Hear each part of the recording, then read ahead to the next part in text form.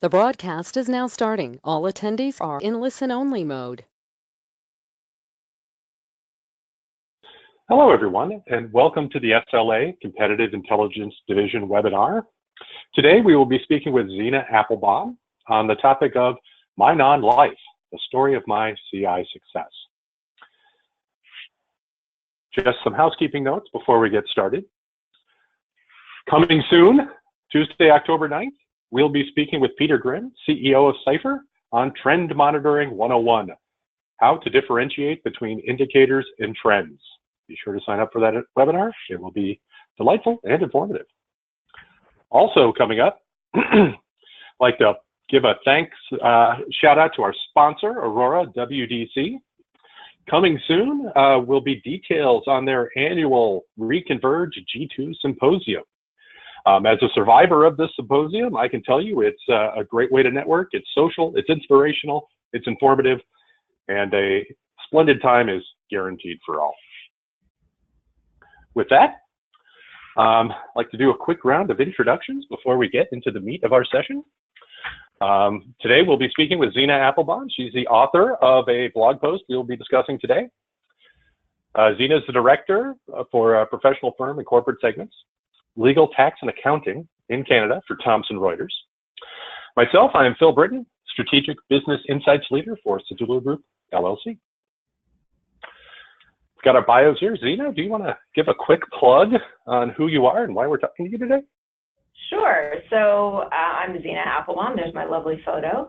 And I'm sort of one of the first people who really brought competitive intelligence to the legal world. An avenue that I fell into, as many of us have in competitive intelligence, and have just been writing about and articulating how I feel about competitive intelligence as it relates to the legal profession. And the blog post that we're going to talk about actually falls out of that. So I won't spoil anything ahead of the time, so no spoiler alerts here. But I've been doing CI in the legal field for about 17 years now. And in 2015 was inducted into the CI Council of CI Fellows. So that was exciting for me, and it really kind of demonstrated that I think I know what I'm talking about. So happy to share that with all of you soon. Awesome, thanks. And then for everyone else, my name is Phil Britton. I work for Sedullo Group, LLC, a competitive intelligence consulting firm, does primary intelligence gathering primarily. My background, similar to Zena, I fell into competitive intelligence. My background is retail. Worked in retail for approximately 25 years. Been doing competitive intelligence for roughly 18 of those years. And I'm asked to speak at competitive intelligence events and share my knowledge, and that's what we're going to do here today. A little knowledge sharing. And then with that, Zena, you mentioned the blog post that kind of kicked off this session. A couple months ago, you published a blog on your non-life. Would you like to give us a bit of a synopsis here and talk a little bit about it for anybody who hasn't had a chance to read this yet? Yeah, absolutely. And I would encourage anyone who hasn't read it. The URL is there. I'm not sure if you can actually click on it through your webinar screen right now, but I would encourage you to read it.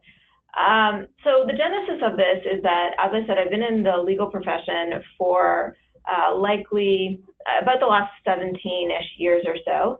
And it's been a very interesting journey for me. I fell into competitive intelligence, and I similarly fell into the legal field. And to be honest, after my first 2 years in the legal field, I was going to leave law and go elsewhere. I was looking in technology, which is funny that that's where I've ended up now.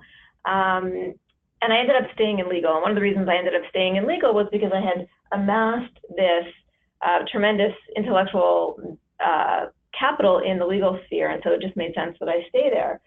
And what's funny is that like you, I talk at a lot of events. I share my knowledge of competitive intelligence, of the legal profession, and primarily of soft skills, which we're going to get to a lot today too, which I think has been, in a lot of ways, my saving grace. I mean, I think anybody can learn competitive intelligence, and there's always this great debate around whether or not CI is a profession or a series of competencies, and anyone who knows me knows where I sit on that divide.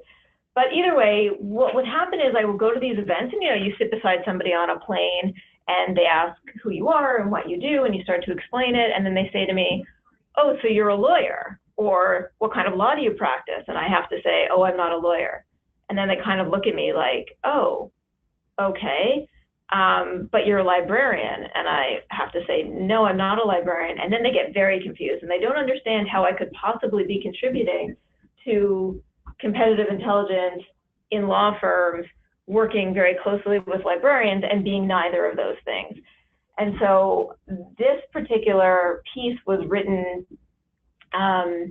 actually on a plane on my way home from doing a 2-day workshop with the American Association of Law Libraries, or shortly thereafter, on competitive intelligence for people in the legal sector. And I just sort of was like, I'm sick of having, not sick of it, because I actually kind of find it amusing at this point, but I find it funny that I'm constantly describing myself as a non, as if to suggest that I am not anything, when in reality, I actually think not being the thing, while in some respects it's made life a little more challenging, it's also given me a lot of opportunity. And I think that's what we're going to delve into today, is how being a non-lawyer, being a non-librarian, and currently at Thomson Reuters being a non-technologist actually gives me a different perspective and the ability to comment on things in a very different way.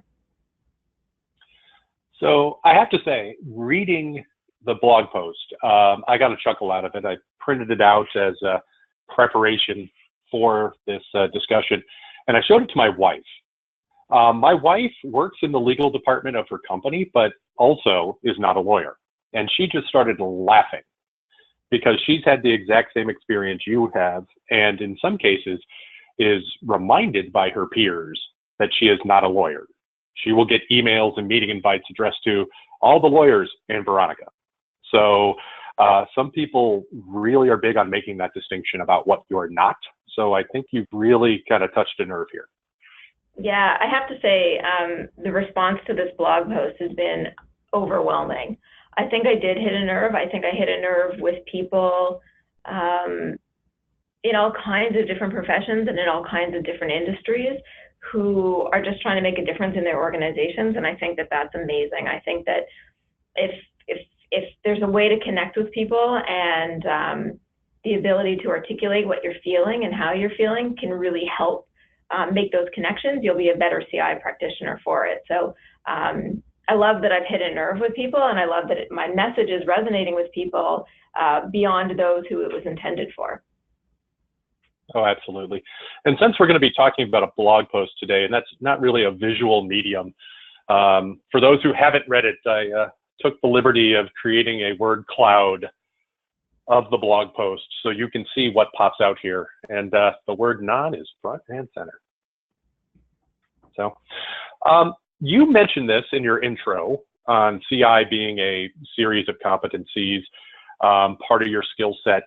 How do you feel that being a non in this area, non-lawyer, non-technologist, has helped you develop into who you are today?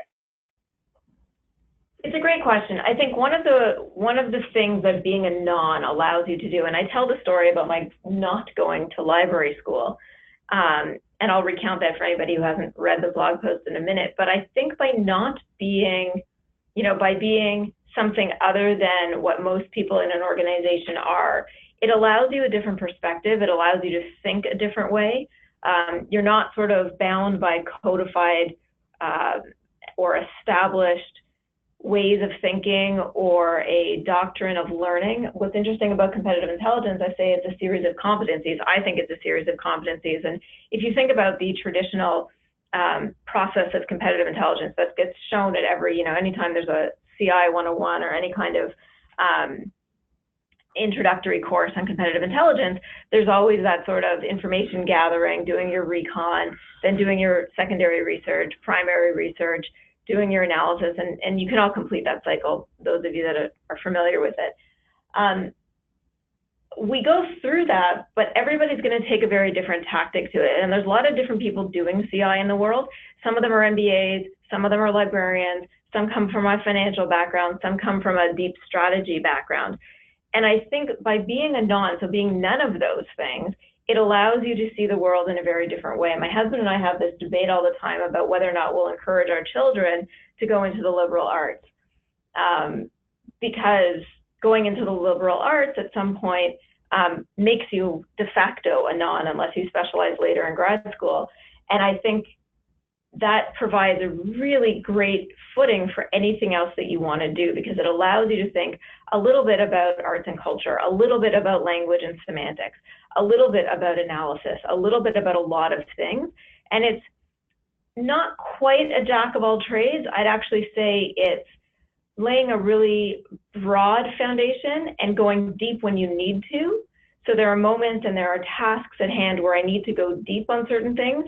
And when I go deep on them, I rely on my CI training and my CI methodologies, but I don't have to rely on looking at the law in a certain way or looking at a library taxonomy in a certain way, because I haven't been trained in those disciplines. I look at it in the way that I think makes sense given the project at hand and the context. It's funny you mentioned that, because I kind of view myself similarly as a Swiss Army knife, if you will. I've got a lot of different blades, each does a particular function, but it's probably not going to be my go-to tool if I need to cook in the kitchen or work on my car. But, you know, it's a broad enough skill set in my pocket that I can handle a lot of different situations. Yeah, and it's a great analogy. I mean, it means basically it's something you want to carry around with you, something you always want to have on you, but you need to know which blade to pull out when. So, you know, it's really that idea of having a broad rather than deep skill set, but going deep when you need to, or calling in the experts more importantly. So you might use the corkscrew on your Swiss Army knife, or you may choose to actually go and get a corkscrew that's more robust to open, you know, a better bottle of bubbly. So I really like that analogy. I think it works well in this context. Right. So this kind of leads into sort of your history. You say in the blog that despite being all these not things, you hope to have a really long career in your chosen profession. So I take it you find your non-specialization to be an advantage? I do. I really do. I mean, I think, like I said, it gives me that perspective. And I mentioned the not going to library school story. So let me backtrack a little bit. When I was working at the second of my two law firms that I was with, we had a change in management, and the director of library services said to me, I want competitive intelligence reporting into the library. I want to move you into the library. And I kind of looked at her like she had two heads, and I was like, I don't know anything about libraries.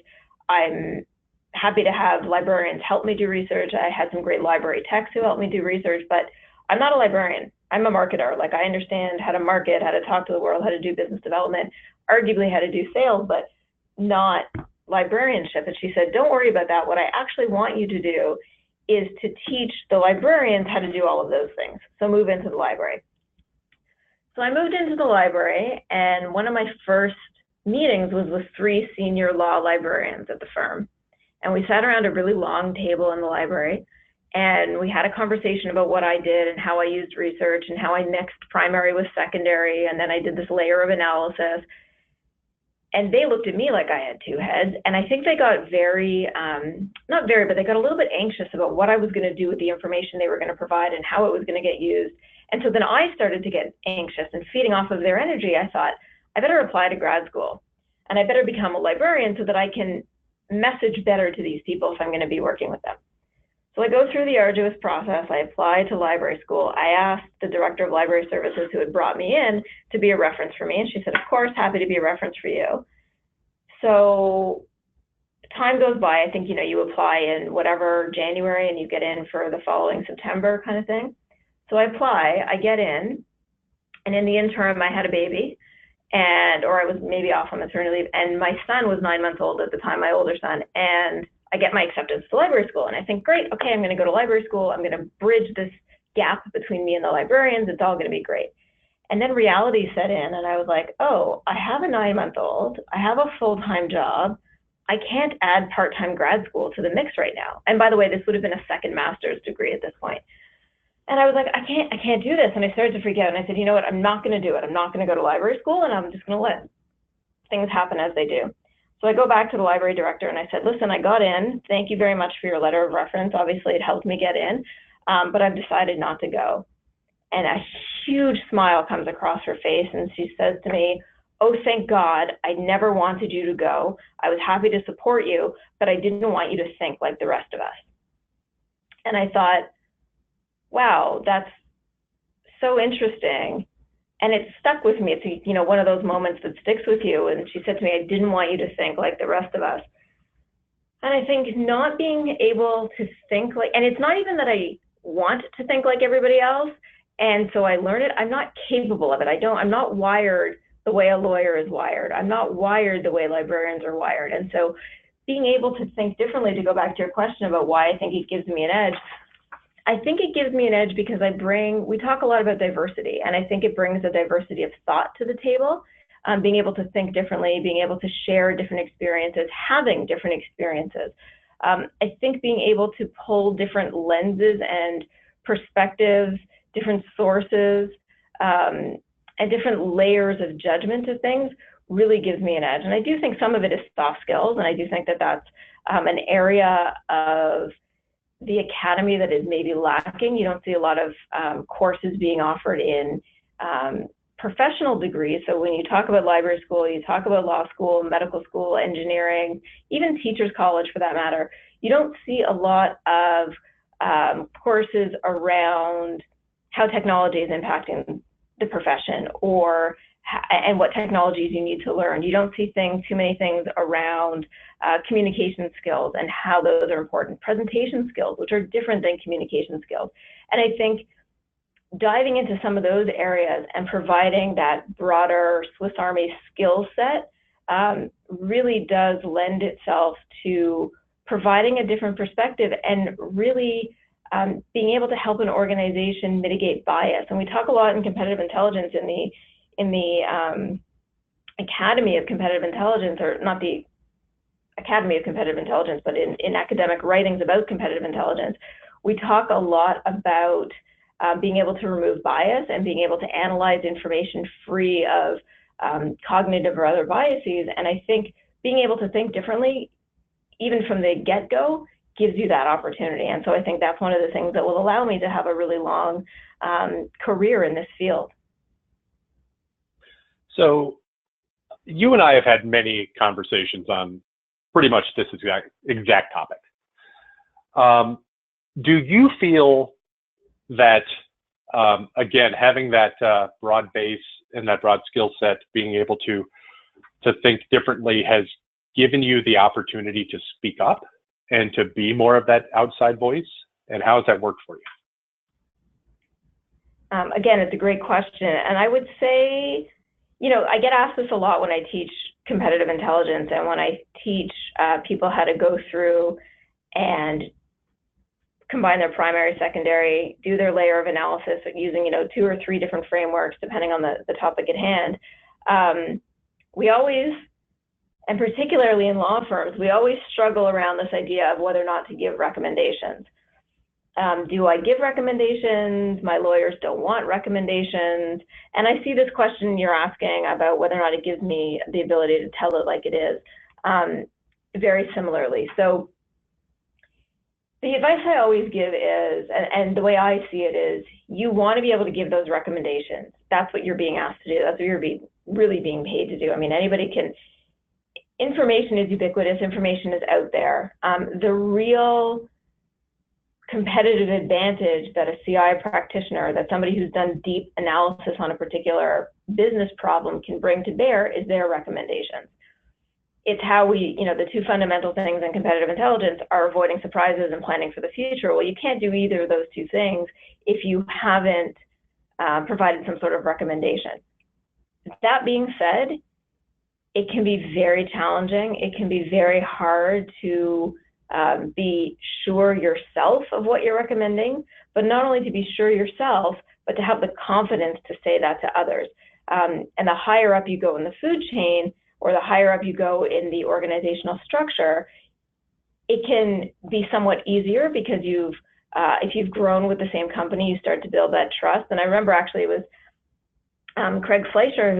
Craig Fleischer, who once taught me that it takes 7 years in an organization to build trust. And sometimes we aren't at places for 7 years. I've only been at Thomson Reuters for about 15 months. So how do you engender that trust? How do you build that confidence? Very, very difficult to do. And it's that confidence and that trust that you need in an organization in order to tell it like it is. Sometimes you'll get burned. Sometimes people don't want to listen to what you have to say, and in the background you have to be the "I told you so" person, although I recommend you never actually say that. So it's a great question. Do I think it provides me with the opportunity to tell it like it is? I think it allows me to be objective. And the ability to be objective can go a really long way. It means I don't have to think about the limitations of a profession. I don't have to think about the limitations of, if I was a librarian, based on this job description, I would only do these things. If I was a lawyer or a technologist and this was my job description and these were the expectations of me, I would only have to do these, or I could only do these things. So I think being a little bit removed from it, I'm able to be more objective. And if I'm more objective, I can come at it with a level of confidence and a level of objective research that gives me that edge. It's not easy. And it's something that I've had to build up over years. And I do occasionally have a great thought, or I've done some analysis that leads me to a certain conclusion that I'm a little dubious about, and that's when I will rely on my network and rely on either my bosses or the people that I report to sort of say, hey, what do you think of this? The research is pointing me in this direction. The analysis is saying this. I think what I'm presenting is accurate, but I'm a little bit scared of the reaction. And it's hard. It's hard to be the one who has to stand up in a room and say, well, no, it's got to be this way or that way. And those are, again, I think being a jack of all trades, master of none does give you some objective perspective, but I do think it can also be really challenging.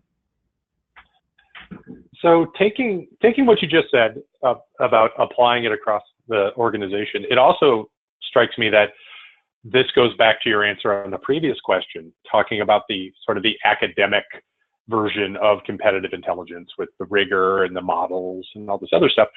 And in the real world, competitive intelligence doesn't occur in a vacuum. It's not academic. It's messy. You're dealing with areas of specialization. You're dealing with customers. And what you've talked about is really being able to bridge that gap between the textbook approach and the real world approach. Totally. Is that where you're coming from? Totally. So there's two angles to it. And Elise Nockels, who some of you may be familiar with, who's actually also with the Sedula Group, she's the expert on strategic versus tactical CI. And when you think about CI in a vacuum, CI theory, almost none of us do CI the way it's laid out in a book.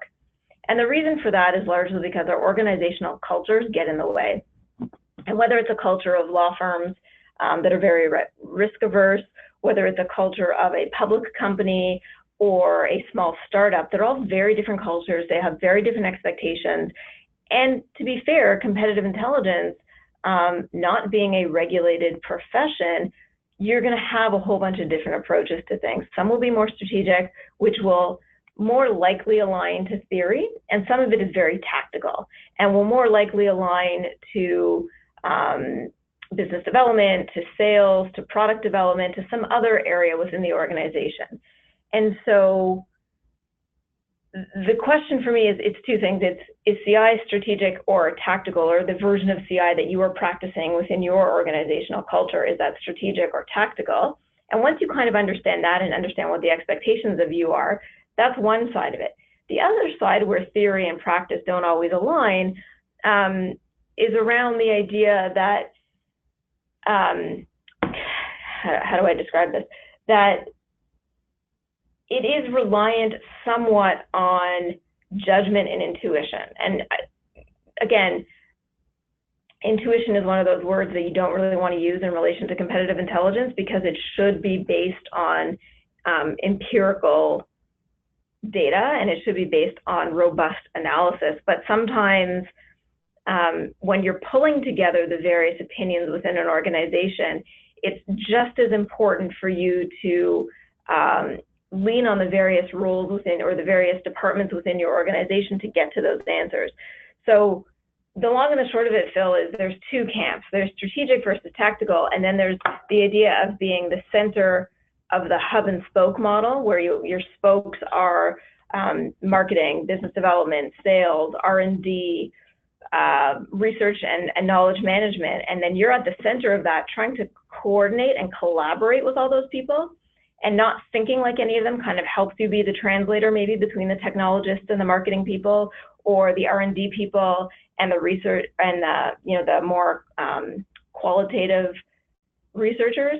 So it's kind of balancing those two things that I think is really where CI theory and practice collude, but also maybe don't play as well together as one would think. But the reality is that's everything. You go to get your MBA and you learn all these wonderful things in modeling, spreadsheets, and finance and HR, and nothing really works the way it's supposed to in textbooks. Which I'm just chuckling because that's totally what I've seen, and this lends itself to the where should CI reside question. Should it be in strategy or marketing or HR or wherever? And that's a whole different can of worms we're not going to open right now. But if I may for a second, Phil, that question of where CI resides, and the fact that in every organization it could reside somewhere different, and by the way, it can reside somewhere different within the same organization every couple of years, that really underpins the idea that you need to know a whole bunch of different things, because one day you could be reporting into marketing and have to talk to marketing people, and one day you could be reporting into knowledge management and have to be able to speak knowledge management. I've seen CI reporting into finance. I've seen CI reporting into tech when it's competitive technical intelligence. So you need to sort of have a sense of your organization's culture, but you also need to have a sense of each of those disciplines and what they mean, what's important to them, what they drive at, and what their individual departmental objectives are versus your overall organizational strategy to help be successful in CI. All right, so I have to say I have absolutely never had that happen every year for 5 years running with my department rolling up into a different functional vertical. That's absolutely not happened to me. So I think you're lying. Over and over. Yeah, I might be stretching it a bit.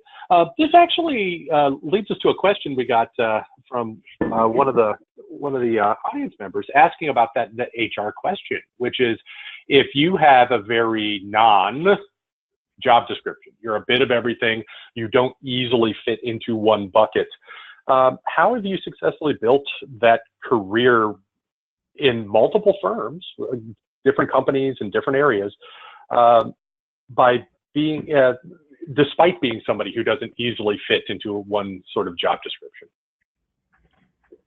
You have to learn to market yourself. You have to learn to brand yourself. You have to learn and do a little bit of competitive intelligence recon on yourself and on your own skill set to understand what value you bring. So if you're going to say, I'm not any of these things, but you should hire me for this job, that's great. I'm hooked. But tell me why now. And so this is where, and one of the things I do talk about a fair bit is around personal branding and around understanding your genuine self, what makes you you, and how that is unique to you, but that unique feature is something that the organization should be tapping into and could be tapping into.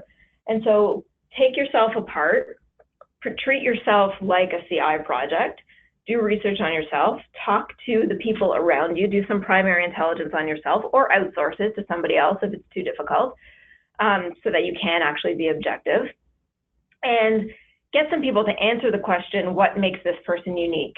Some of the other ways to do it are to look at things in your life that influence you, write a bunch of those things down. What are your favorite books? What are your favorite bands? What social media sites do you gravitate to, or what online information sources do you gravitate to? And then look for the common themes that will help you define your authentic self. And then also look at your skill set. Look at what you're good at versus what skills you're known for. And take all of those things together and come up with what your value proposition is outside of and notwithstanding the fact that you may be a non.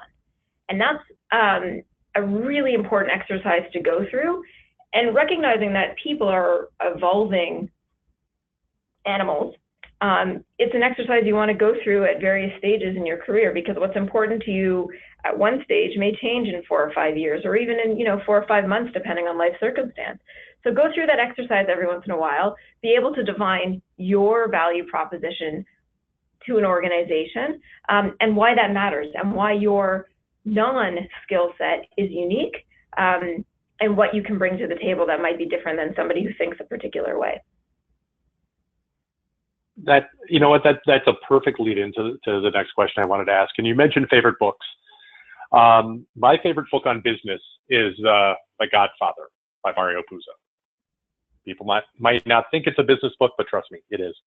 And in the movie, the character of Tom Hagen, played by Robert Duvall, he's the Don's consigliere. He's the advisor, but he's not Sicilian. He can never be in the family. He can never be a made man. But that outsider point of view gives him that sort of trusted advisor status, because he can step back and think about business dispassionately because he's not in it.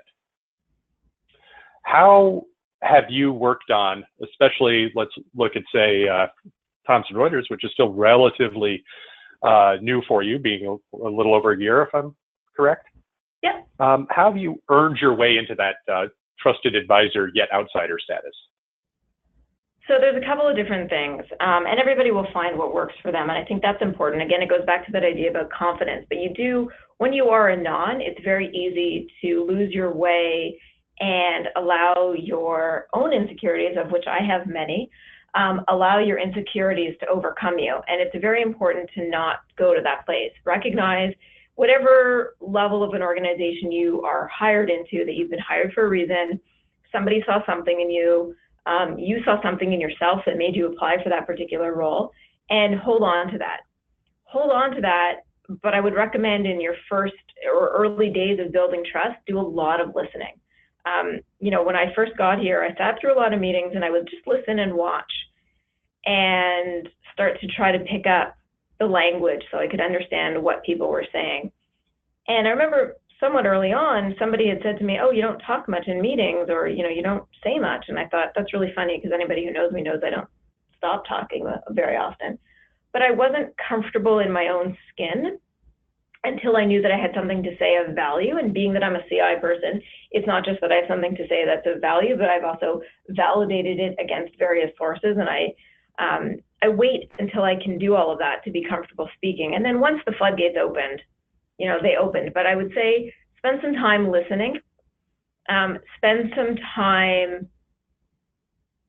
understanding the organization in various contexts. So when you think about, I work for Thomson Reuters, which is a publisher.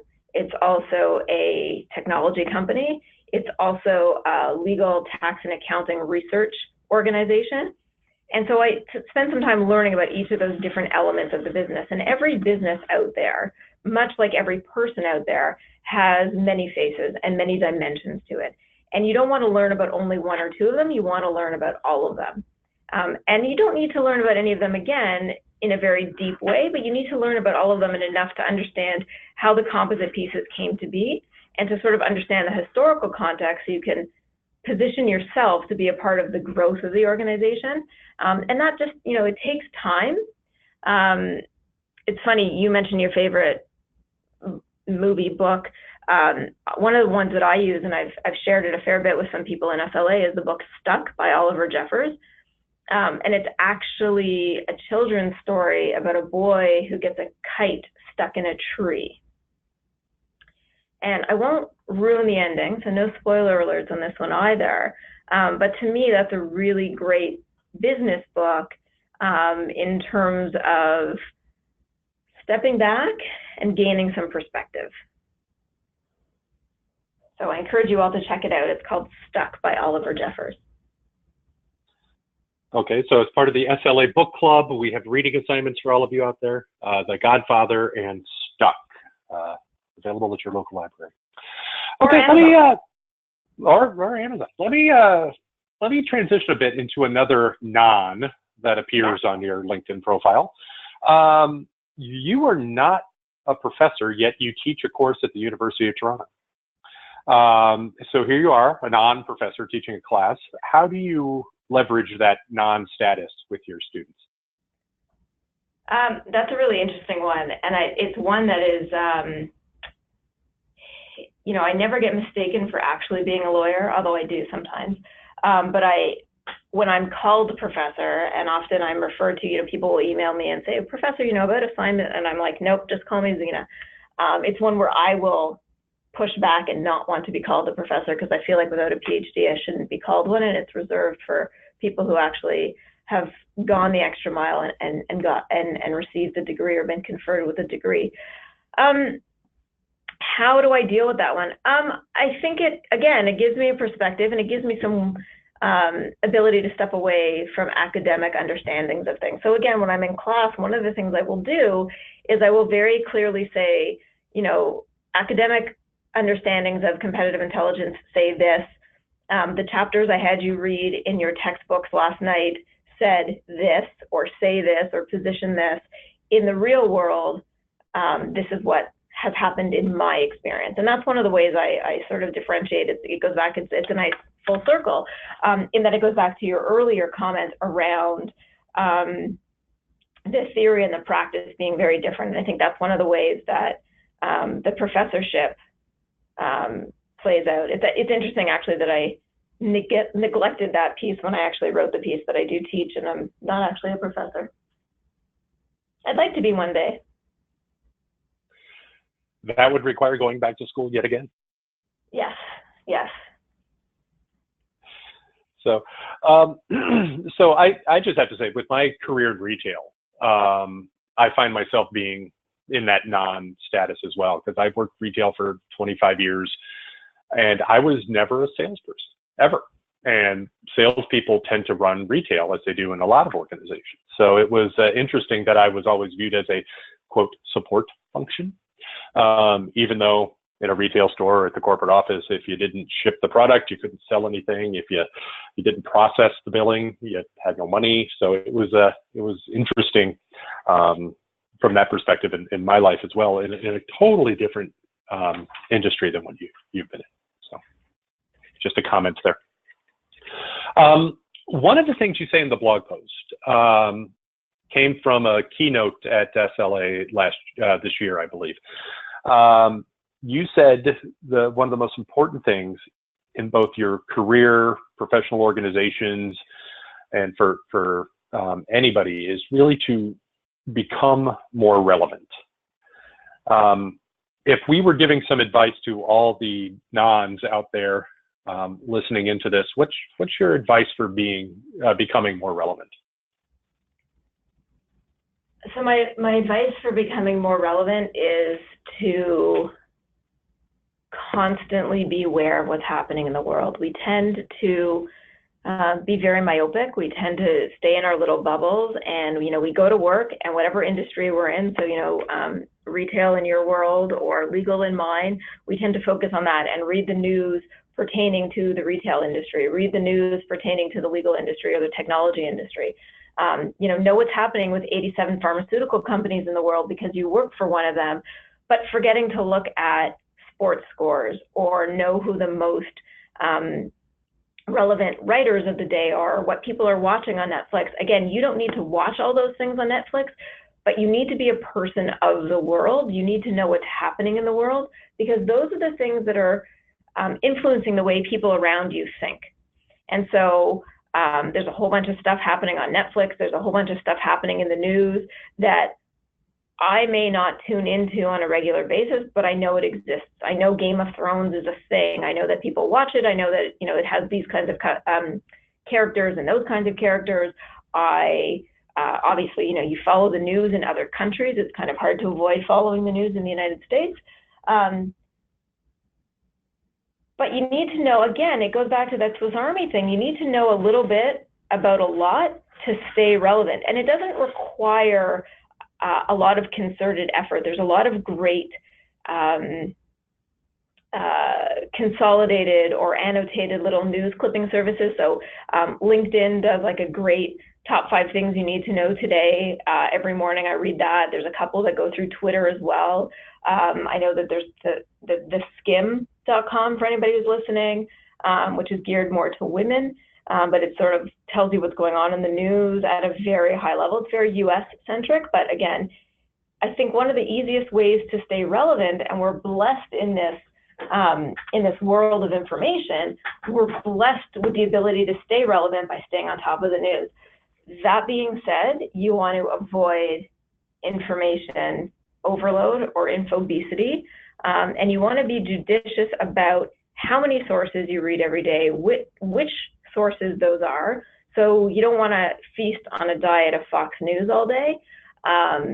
But once in a while, it's actually really enlightening, and it's actually really helpful to see what's going on in the world and understand what the different perspectives are. So in addition to staying on top of the news, I would also encourage you to listen to an artist, a music artist that you would normally not listen to. Go to an art gallery if all you ever do is go to sporting events, or vice versa. So you get to see a little bit of what's happening in the world beyond just what's in your direct line of focus.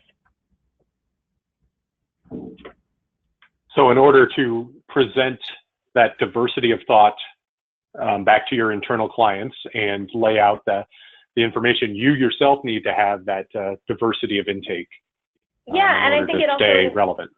Yeah, I mean, you stay relevant that way in that you know what's going on in the world, but you also you grow as a person, and you're able to make connections with different people in the workplace, with different people in life, wherever that may go, wherever that may take you. And by making those connections, that's also how you build trust. And building trust goes back to earning trust within an organization, or getting people who don't necessarily understand or value your skill set. Trust is the way to overcome that. Right, and trust is also there when you have to tell somebody something that's going to be incredibly unpopular. Yeah, and we very in your often role as a CI person. Yeah, absolutely. And as I said earlier, we often don't have the 7 years that it takes to build trust. So staying relevant and being able to make connections with people personally and professionally about very substantive topics of interest, but also about, you know, Game of Thrones or what have you, really helps build those relationships and encourage some of that soft skills that I had mentioned also. Yeah, well, that makes that makes total sense. All right, that's actually kind of brings us full circle. Is there anything else you would like to relay to our listeners today? Anything else you'd like to add? Yeah, I see there's a question here coming in from the audience about what librarian skills can be honed to excel in CI. It's a great question. I think one of the things that's particularly fascinating to me is librarians' ability. Again, I don't know when this gets taught in library school or iSchool or whatever version of information professional discipline, but two things that actually are really important to me that I think are useful are the idea around taxonomy and classification of information and search skills. So I think those are two things. Librarians can find things that I don't know how to find. And once they find them, they can categorize information or sources in a way that I think fit really, really nicely into the analysis piece of CI. And you may not have the financial acumen, you may not have the strategic acumen that comes from doing an MBA, but what you do have is a different way of organizing and understanding information, whether it's primary or secondary, and being able to pull that out, I think, are two really fantastic librarian skills that I don't see in other disciplines. That makes total sense. And there was one other question, and this goes back to the info obesity comment you made earlier, which was actually a completely different webinar and a session I've heard you give in the past. If you want to touch briefly on how you help both yourself and your firm with your knowledge diet, your information diet. As knowledge workers, we all deal with this drinking from the fire hose, and there's no shortage of information, as you said earlier. What are some of your top tips for maintaining a sensible information diet? It's like anything else. I mean, we watch what we ingest. We should also watch what we ingest in terms of what we read.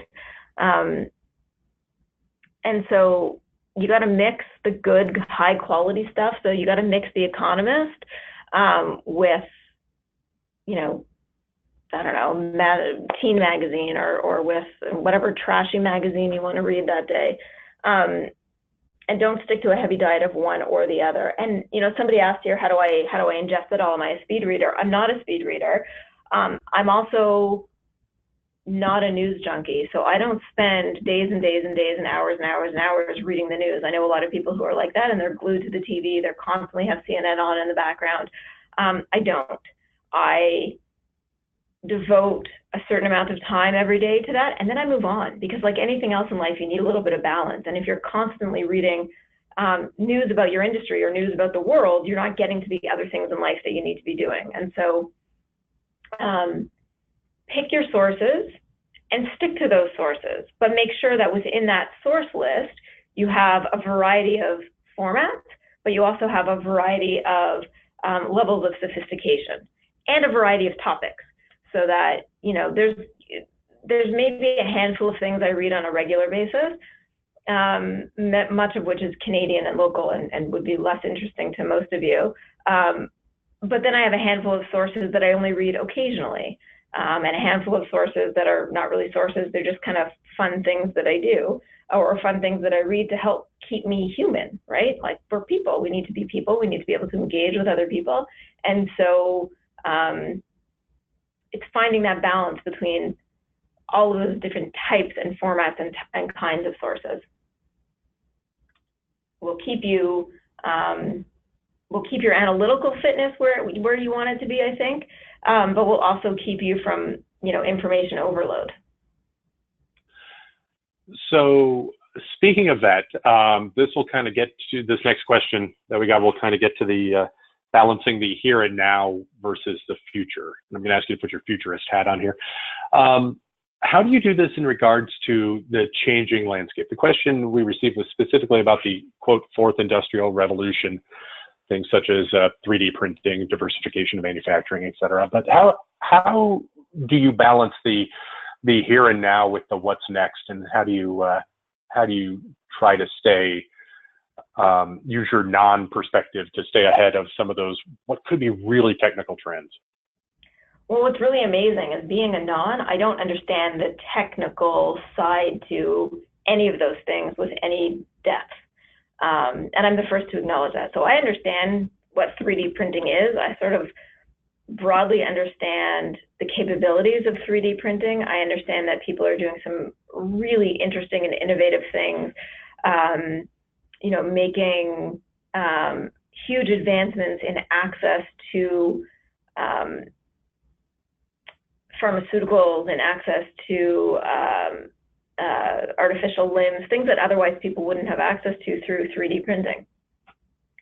I don't understand how it works on a very technical level, and I don't need to. It's kind of like, and you're the wrong person to be saying this to, but it's kind of like, I get into my car every morning and I know that I do certain things to get me where I need to go, but I don't know what's going on under the hood, and I don't need to. There are lights, there are sensors, there are things that are going to tell me when the car is not working. And then there are people like my Better Corkscrew that I can rely on to fix my vehicle for me. Some of them are reliable, some of them are not. That's a judgment call that I have to make the same way I do with information, but I don't need to understand the intricacies of it. And so in terms of the future of CI, I think it has a very long and bright future, because it can be so many different things and mean so many different things in different contexts. The methodology will always be the same. The level of rigor that is required to get to meaningful answers, I don't think will be diminished. I think the amount of information that is produced on a regular, reoccurring basis, I mean, there's probably been, I don't know how many hundreds of thousands of tweets since we've been on the phone this last 45 minutes. There's so much information, but there's so much opportunity to take that information apart, to apply artificial intelligence for semantic analysis, to apply natural language processing to a subset of data that exists in the world and analyze it in a way that can help you make business decisions. I think CI is only going to increase in its visibility, increase in its usefulness for organizations. It may have a different name. It may morph into various things over time, but I do think the future is very bright.